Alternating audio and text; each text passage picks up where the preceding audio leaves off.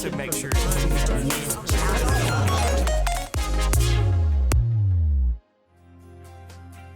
Hello and welcome into this week's edition of AFMC TV. We're so glad you're joining us.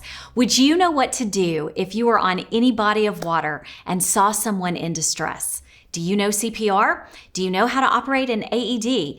Well, today we're going to try to get some of the answers to those questions. Joining me now is Lori Arnold from the American Red Cross here in Little Rock. Lori, thank you for joining me today. Thank you very much. Okay, let's start off. What are some of the basic first aid and CPR life-saving skills we need to know? Well, because emergencies can happen at any time and any place, it's important to follow 3 basic steps to action first. Okay. Check, call, and care. So check the scene for safety and then check the person. Okay. Call 911 or have somebody else call 911, and then care for the patient who is injured or wounded until help arrives. If we're talking about CPR very specifically, there are 2 components. There's rescue breathing and chest compressions. However, if someone is untrained or uncomfortable with rescue breathing, they can do chest compressions only continuously until help arrives. Okay, so what are some of the signs that we should look for to determine if somebody is in that emergency situation? So as a general rule, if somebody is either injured, ill, or unresponsive, if they are severely bleeding, have been severely burned, if they appear to have been poisoned, or if they're having difficulty breathing or chest pain or pressure, call 911 immediately. What if somebody can't articulate that they are in distress? Then you definitely know that that is time to administer CPR and first aid. Okay. Now, I know you're not a certified CPR trainer. You are certified, but you're not a trainer. Okay. So are there just some things? I know compressions are different. You've already mentioned if you're not comfortable with what in the old days they used to refer to as mouth to mouth. Right. What are some, how do you stay calm in that situation? So it's very important to remain calm. Again, call 911, make sure that you've got help on the way so that you don't have that additional burden. But just take those breaths yourself. If you get tired while giving CPR and those chest compressions, have someone come in and fill in for you. Every single second counts. When you're giving chest compressions, you're pumping blood through the body, and that's keeping the vital organs, including the brain, alive. So keep those chest compressions going at all times. And if you get tired, have somebody jump in for you. What if you're afraid I'm going to hurt them? So that's a really great point. Luckily, here in Arkansas, we do have what's considered it's commonly called a Good Samaritan law, which says that any person who is present at the scene of an accident or an emergency, who is not a healthcare professional or CPR certified, if they, in good faith, lend emergency aid to lessen or remove the immediate threat of life, they won't be held reliable for damages for assisting. Okay. What if they think, gosh, sure, we all work out, wink, wink. But could I do it hard enough to make a difference? So this is why it's really important to get certified or to get CPR trained. It's very difficult to know if you're doing it right without having ever been instructed or shown how to do it. However, we know that this happens, and sometimes you haven't been trained and an emergency arises. So we recommend that people actually download the Red Cross First Aid app. It's a free app, and it does give step-by-step instructions on what to do and how to administer CPR if necessary. When I went through CPR training, one of the things that they told us were to do the compressions to the song, the old Bee Gees song, Staying Alive. I heard that too. Is that still, can that still work? Is that still, if that's what comes to your mind? It does still work, yes. And I love that it's staying alive too, because it's completely connected there. But you do want to give about 100 to 120 compressions a minute. And so a nice fast-paced song like that helps. Just remember that when you are giving those compressions, to let the chest fully rise before the second compression. Okay. Let's talk about the AED real quick. Difficult to stick on, or is it pretty self-explanatory if you're in that crisis situation and maybe you don't know how to do an AED, but you know how to read? Right, okay. And follow instructions. So of course, first I have to say it's much better to get trained on this AED because they're an electronic device and they're very serious. But every AED will have step-by-step instructions in the packet when you open it. It'll have fresh pads for pressing onto the chest, and it will give you step-by-step instructions. And the AED itself will talk to you. It will tell you, it'll give you a countdown to stand by and things like that. because we're talking a lot about summer and water safety, it's very, very important too that if you are at a pool or anywhere that there's water, be sure to completely clear any water and pooling of water around the patient before using an AED. You know, it's every summer we hear the horrendous story of someone at a pool that drowns. And what a great way to help prevent for that to happen. It's somebody in the crowd knowing CPR. How can they reach out to Red Cross? How can they sign up for classes? So if you want to sign up for a Red Cross class, we recommend that everybody get some sort of first aid, CPR, and AED training.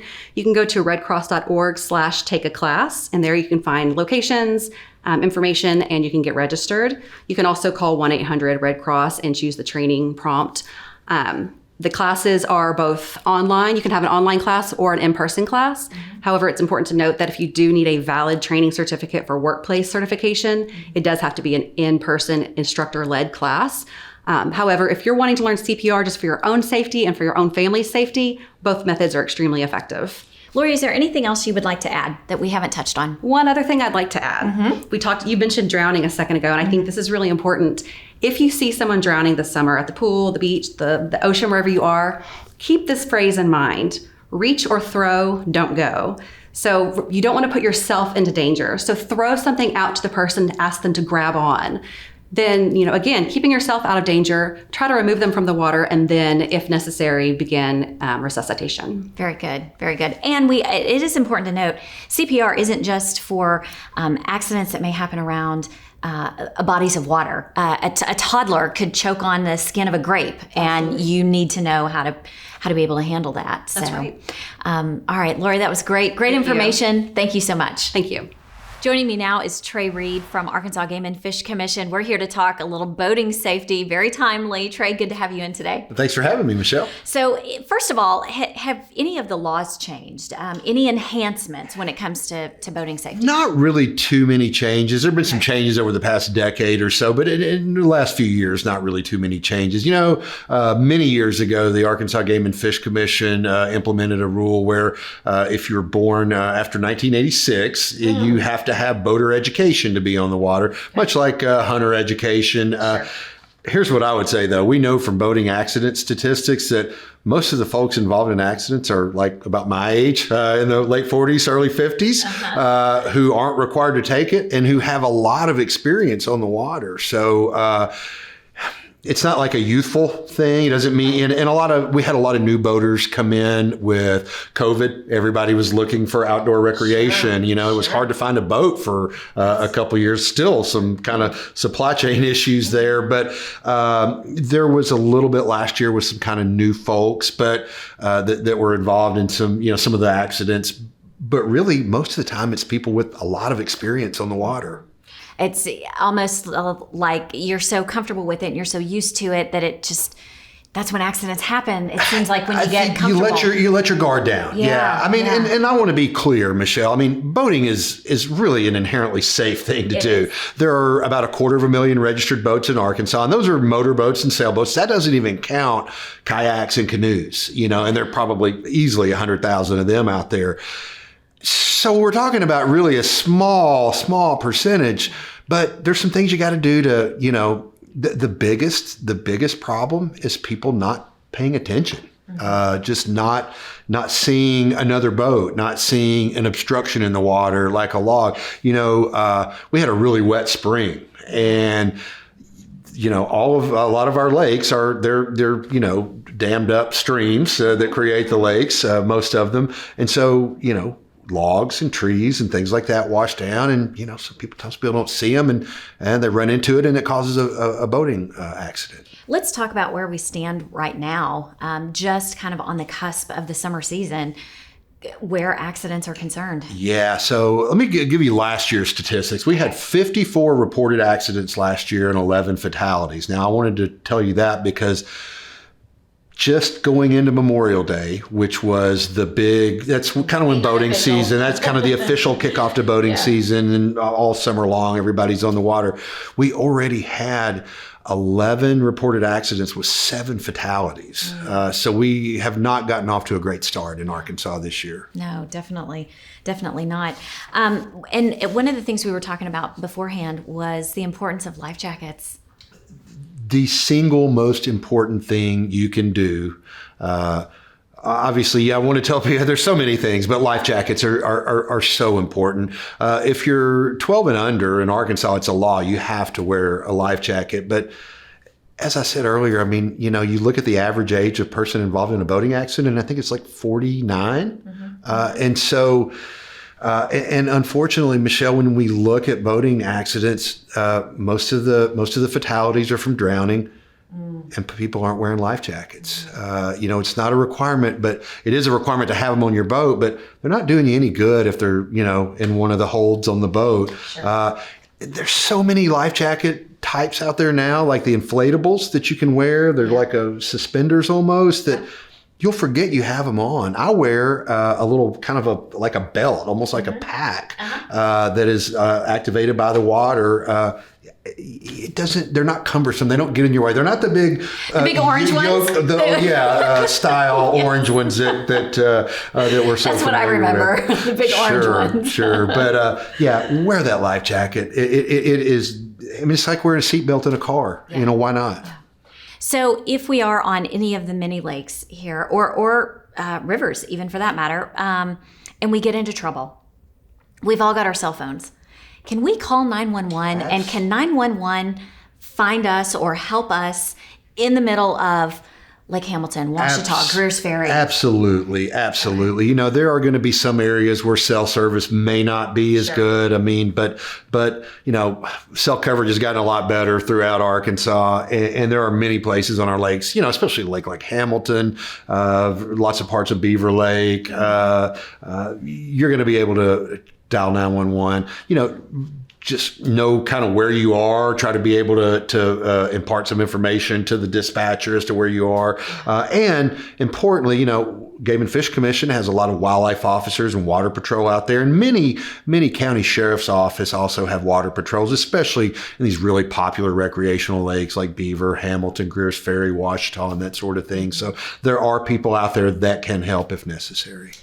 And this goes without saying, but just like in a car, don't drive your boat after you've had a few. Yeah, that's, don't. I mean, and look, I get it. You get out on the water and, you want to have a cold beer while you're out there. Sure, and that's right. fine as long as you're not the one driving the boat. And, have a designated captain for your boat. I will say this, one law that's come into effect over the last number of years, that if you are convicted of boating under the influence, you can actually lose your driver's license. So the penalty is exactly the same for boating under the influence as it is for driving under the influence. The standard's the same, 0.08 blood alcohol content.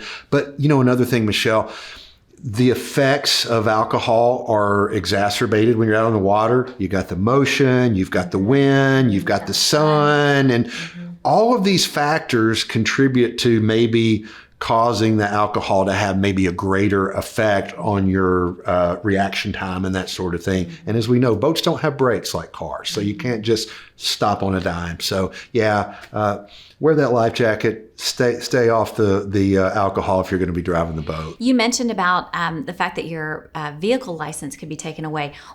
Any kind of license that you need to have to drive a boat, or does just your regular DL work? No, you don't have to have anything unless you're born after 1986. Okay. You do have to. It's actually after 1985, 86, January 1, 86 and after. Okay. You are required to have a boater education card in order to operate a boat. But again, hey, whether you're, 15 or 55 or 65, I would strongly encourage people to take boater education. You're going to learn a lot of these things we're talking about, just like what are the rules of the road? I mean, and give it a shot. You can do it online. It's super easy. Just make you that much safer out there on the water. And all of these rules and laws around boating, it's not just a lake thing.